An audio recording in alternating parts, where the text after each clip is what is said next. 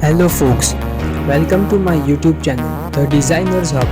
In this video, I am going to teach you some basic tips of Adobe Premiere Pro CC 2020. So let's go. After opening Adobe Premiere Pro CC 2020,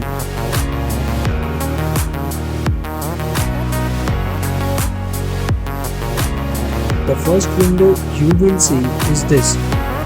In this window, there are different options like New Project, Open Project, Recent Projects and etc.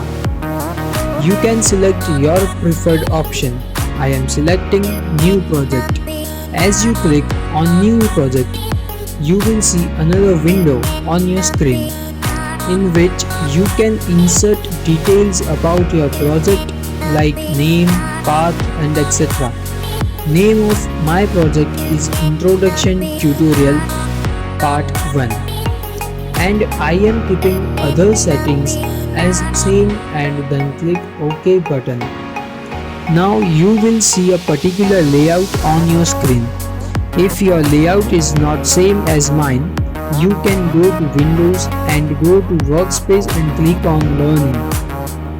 You can also switch the layout from top window. And you can also customize your windows by dragging them. You can shift any tab to any window. You can also move the tab inside the window. Let's stick to the project tab. Here in project tab, you can add your videos, clips, sounds, music, images, etc. stuffs. There are several ways to add your stuff to project panel.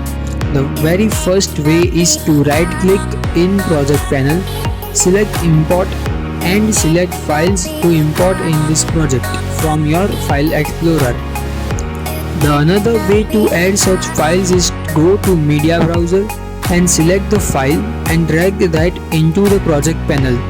If you don't have media browser open, go to Windows and open it. If you double click on any file in media browser, it will open in source file. We will learn later that what we can do in source file. The third way to insert any file is open File Explorer and drag the file to project panel. Now the next thing is you can choose the layout of your project panel. You can convert the icon layout to the list layout, and in list layout you will find details of all the files like resolution of the file or image or the video, frame per seconds of the video, duration of the video and etc. You can also arrange that according to your preference. Let's add sequence and go ahead. Inside the Adobe Premiere Pro, there are several ways to add sequences. The first way is to click on New Item button in project window and select sequence. The second way to add sequence is go to Files, New and click on the sequence. You can also press Ctrl N to create a new sequence. The third way is for adding the sequence same as your video settings. Select the video, right click on the video and select the new sequence from clip. After you add the sequence, there will be a small pop-up window in which you can select any preset you need or you can create a custom preset as per your requirements. I am using my custom preset which I created for YouTube videos, and after selecting the preset, click OK.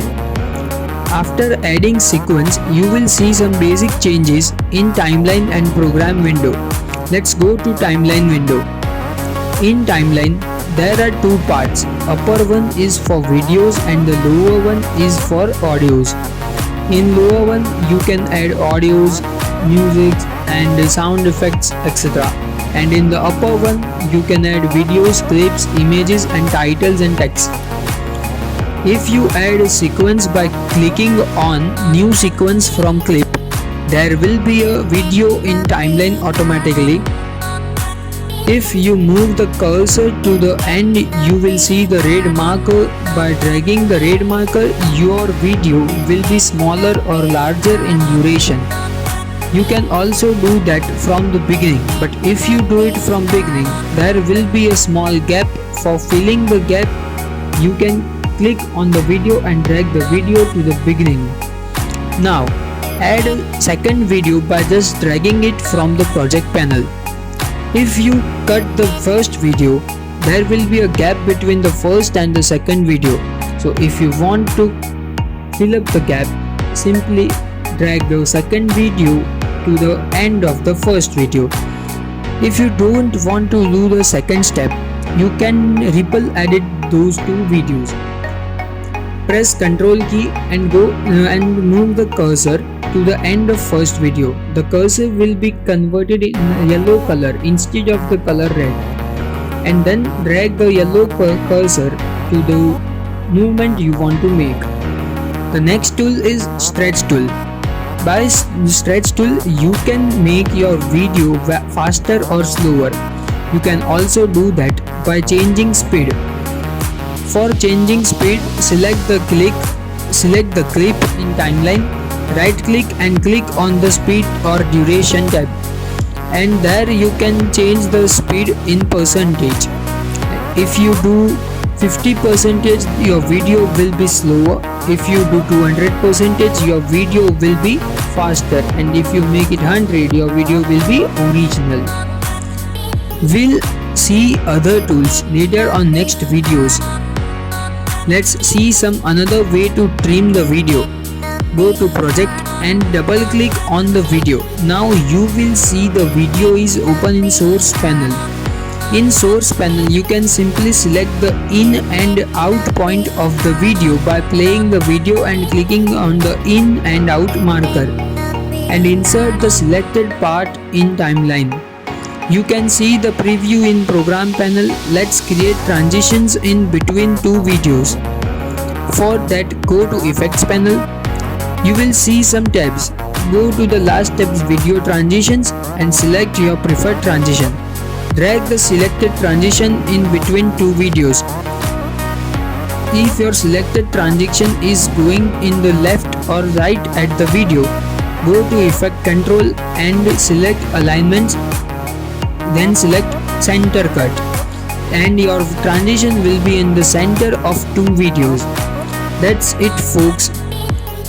In this video, we have learned few things which are mentioned as below.